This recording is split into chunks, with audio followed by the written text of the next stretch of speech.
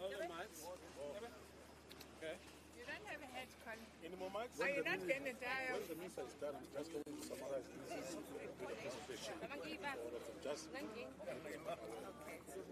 Okay, colleagues, we're about to start. SABC, are you still going live or after? Okay. What I want to do it afterwards. Okay, guys, are we ready? Are we set up? They're just waiting for my eyes. Oh, okay.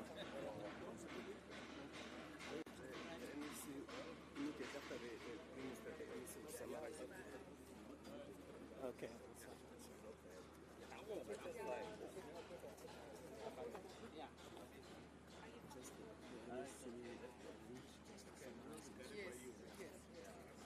How much time do we have?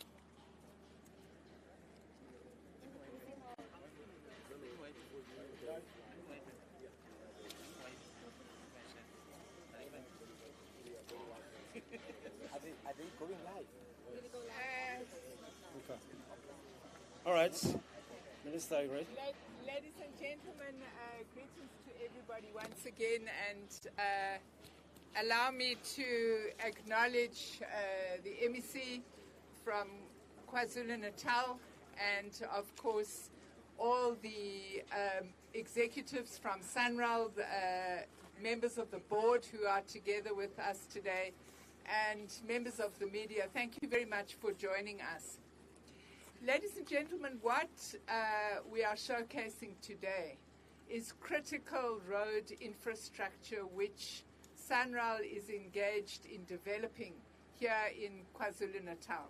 And what I can share with you is that this work that we are currently undertaking on the N2 and on the N3 will be the biggest road upgrade that has been seen in this province for several decades.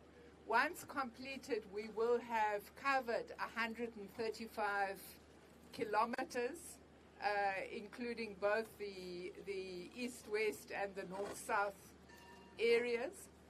And the total value of the project will be in the region of about 50 billion rand. Now, at the moment, these areas that you're seeing have been plagued by congestion.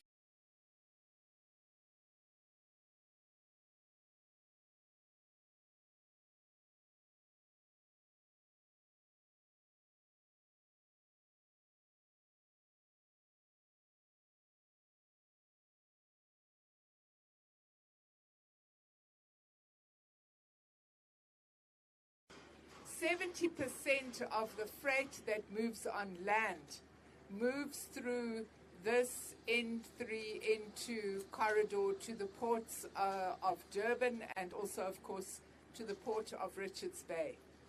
So easing traffic congestion, making these roads safer, both for passengers and for freight, is a major objective of the projects that we are seeing. First objective is to widen the existing roads. And on the N3, we want to increase the lanes to 4 or 5 lanes. We also want to increase the number of lanes on the interchanges.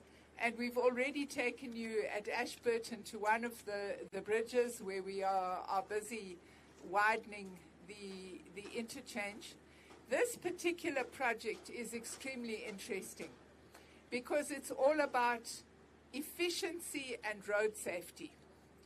And essentially, once it's completed, there will be a whole new roadway that connects the N3 from one high-level piece of ground to another high-level piece of ground, eliminating the sharp descent areas and the very sharp curves.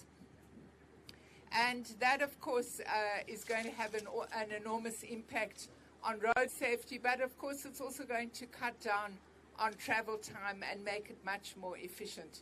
What we were informed when we were viewing the construction of the bridge is that currently you can see there's a lot of congestion as trucks have a compulsory stop where they have to change down gears so that we don't land up with a runaway truck situation on the sharp bends and the sharp declines. Now, I think that what is very interesting about this project, apart from the actual road construction and the impact that it will have economically, is the important work we are doing to promote small construction companies, and also the important work we are doing to make sure that young people, whether they are in the artisan class or whether they are university graduates, have an opportunity to undertake on-site training so that they can then be registered as professionals or as artisans in their particular category of work. One of the major problems we face in this country in terms of economic development and growth, from a construction point of view, is that it is difficult for small construction companies to grow and to attain the necessary experience so that they can move up the CIDB registration ladder. 30% of the spend on this huge project is on subcontractors. So the total value on this particular package of work is about 8 billion rand.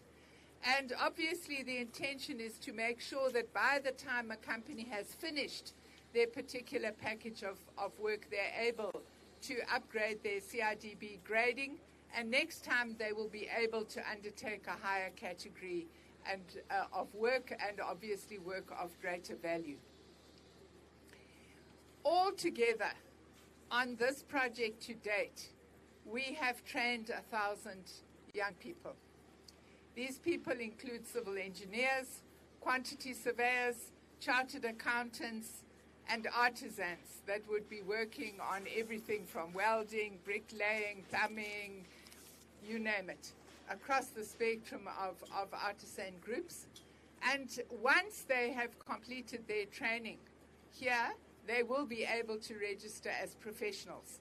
And I'm particularly interested in the question of young graduates, because one of the things we understand is that throughout our history as a country, the state-owned enterprises have played a very important role in giving practical training to graduates of FET colleges, universities, and other forms of formal training. And in the past, that was not going so well. In this project overall, we're spending 340 million on the training of young people. And as I say, to date, 1,000 have been included. The intention over time is that altogether there will be 2,000 young people that will receive their formal technical training on all of these construction sites. We're now going to deal with our South African heritage.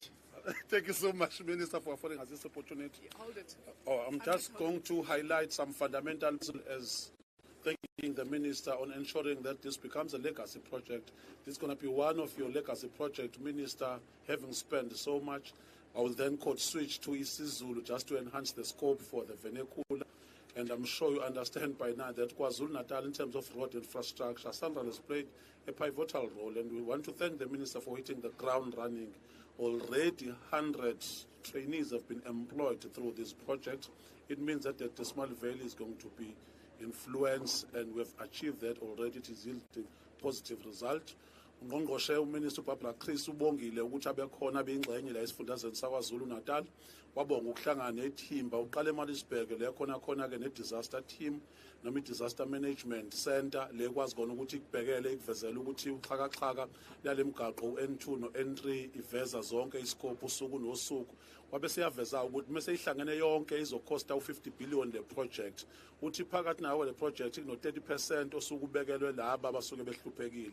Basuke bezosuka kuma grade asuka phansi kuze kuyofika kuma grade ahlukene afika phezulu. uthi already kunabantu abayi-1000 abaqeqeshiwe abazokhiqizwa yile project, ama-project ahlukile, ngabe ilese Mkhondeni, kungaba ilese Ashburton, kungaba ilese kuyona eHammersdale, kungaba ilese yakuyona EB Cloete. Uthi mase konke kuzoyilekelela kakhulu isifundazwe saKwaZulu-Natal ukuthi sikwazi ukubenefita, ngoba kunolwandle olukhulukazi olu-600 km coastline, kune-Durban Harbour, kune-Richards Bay Harbour. Uthi uyoqhubeka kuSandra afake imali ukwenza sure ukuthi isimo sala asibe kahle. Ushilo ukuthi umsebenzi uyaqhubeka, usaqhubeka uyahlola, u-impress nane-engineering ekhona neyenzakalayo lana. Uyafuna ukuthi ithimba liqhubeke liye phambili. Ushilo ukuthi uhamba no-MEC waKwaZulu-Natal okhulumayo, u-MEC uSiboniso Duma, okuyena responsible for transport no-human settlements in the province of KwaZulu-Natal. Simbongile-ke ungqongqoshe ngokuletha umsebenzi omkhulu kangaka oyolekelela isifundazwe sethu sithuthukise going forward. Thank you so much, Minister. Ladies and gentlemen, what I should have also said to you is that, of course, we've saved the best for last. So from here, we're going to the EB Cloete interchange. Unfortunately, we can't do the briefing there because there's going to be a lot of traffic noise, but I think the visuals there are going to be amazing. This will be a 4-story interchange. There will be, in the end, there will be this iconic arch that will span over the whole of the interchange. Obviously the intention of that is to draw an architectural link with the Moses Mabhida Stadium, which also exists in the city of eThekwini. So we're going to go and look at that incredible interchange now. It began in 2023. It's scheduled for conclusion in 2028. And I think that once it is finished, the population of eThekwini is really going to give a huge sigh of relief, because it's going to make an incredible difference in terms of commuting to and from work every single day. Thank you very much. Uyachaza kungqongqoshe ukuthi ushiye isithebe samadoda egcineni ukuthi ke siyobona umsebenzi omuhle owenziwa lapha eEB Cloete, okumsebenzi omkhulu kakhulu ke izitori ezu3 ukusuka phansi. Ngenxa yesimo sakhona ke traffic nomsindo ngeke sabakhona izintatheli ezothathela, kodwa umsebenzi yobuhle kakhulu. Lo msebenzi esime kuona njengamanje udle izigidi 4.2 billion. Iproject yakhona le yaseMabhida ke nayo isinesikhathi iqalile meningabona istadium ukuthi sinjani. Kuyoba njalo ke EB Cloete iyoqoka isigqoko esihle esifana neMabhida ukucebezelisa ukubuya kwesifundazwe sethu saKwaZulu-Natal, nokuthi abafuna ukuzotshala imali nokuthi abafuna ukuzovakasha bakwazi ukuthi basithande lesifundazwe siqhubeke siye phambili sihlondlobale. Ilo mcimbi uMinister akadeze ngawo la esifundazweni saKwaZulu-Natal. Siyabonga kakhulu. Thank you so much. Thank you so much, Minister and MEC. We'll just take a round of questions. I know it's too hot. You've been standing for quite a while. So let me take the first round. These two hands I've already seen. Can you take 3? Okay, we'll take 2. We'll start with the SABC. You can go ahead. Minister Jade Paulson from the SABC. Mine is just to ask you, how many years will this project take? I know a lot of people living in Pietermaritzburg and Durban have been traversing through this part of the world and stuck in traffic. It's very frustrating. But if you could just allay some fears with regards to the projection of the years. Thank you very much.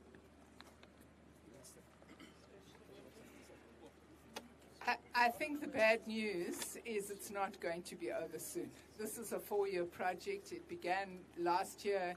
We are now in year 2. Parts of it will be finished by 2027, and other parts will be finished 2028. But some of the road widening areas, such as the section next to Ashburton that we saw, that will be opened early next year. So I think there will be incremental benefits, but I just have to say to road users, I really have enormous sympathy for you. I lived through the Gauteng freeway improvement project. It was an absolute nightmare, but when it was all over, life was much easier. So we just plead for your patience because we think in the end it will be of benefit. If you can just introduce yourself. question. Minister Sakisen Ngumalo from News 24. We seeing a lot of projects being disrupted in the province and by the so-called construction mafias. Obviously, such a big project, you possibly encounter such difficulties, and as a department, you will have to deal with it. Maybe in these projects that the Central and the department is embarking on, have you experienced such incident, and maybe how are you addressing them, if they may occur or if they had occurred already? Well, I think first of all, one wants to say to those who want to disrupt projects, it's not a good idea. It's not a good idea because what it means ultimately is that the investment does not get made, the jobs don't get created, the small businesses don't benefit, and the community at large continues to suffer. I think that SANRAL has a very good community outreach program. What we do on all of our sites is that we have regular meetings with all stakeholders so that all members of the community are aware of what are the benefits that are involved and how a particular community can benefit, when such benefits will become available. I'm a person who believes one must never get tired of talking. And generally we find that that approach works well with SANRAL.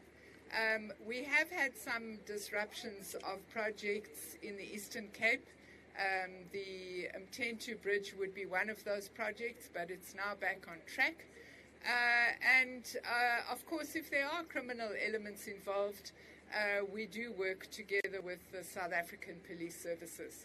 But overall, I think you can see that production and progress is moving well, and that is thanks to the team that tirelessly interfaces with communities as projects progress. Okay, can we take the second round if there's any? I see newsroom has just arrived. Minister, we may have to give a bye to them. Lele Ndlovu, Newsroom Africa Minister. I'm not sure if I've missed it, but I'd like to find out about, South Africa's action plan in terms of reducing the carbon footprint in terms of transport systems. So how are you going to ensure that this particular project is aligned with the plan that South Africa has in order to reduce the carbon footprint, specifically looking at transport systems? Well, I like that question. One of the first issues that I looked at when I became Minister of Transport was the green transport strategy. And currently we are reworking that strategy, because you would understand that climate change is not just about reducing greenhouse gas emissions. It's also about responding to the extreme weather conditions that are undermining our road infrastructure. And now the microphone has died. Okay. So what I was saying is that climate change is also impacting very seriously on our transport infrastructure. We've seen a number of extreme weather events here in KwaZulu-Natal. I think that you will recall the devastation that the 2022 floods did to the N2. Some of that repair work has only just been concluded. And I'm currently dealing with extensive repairs to the rail network in the city of Cape Town, where, as a result of flooding, the rail network was washed away. In terms of reducing greenhouse gas emissions, obviously the issue of alternate energy vehicles is very important. And the Department of Trade and Industry has a master plan around the development of electric vehicles.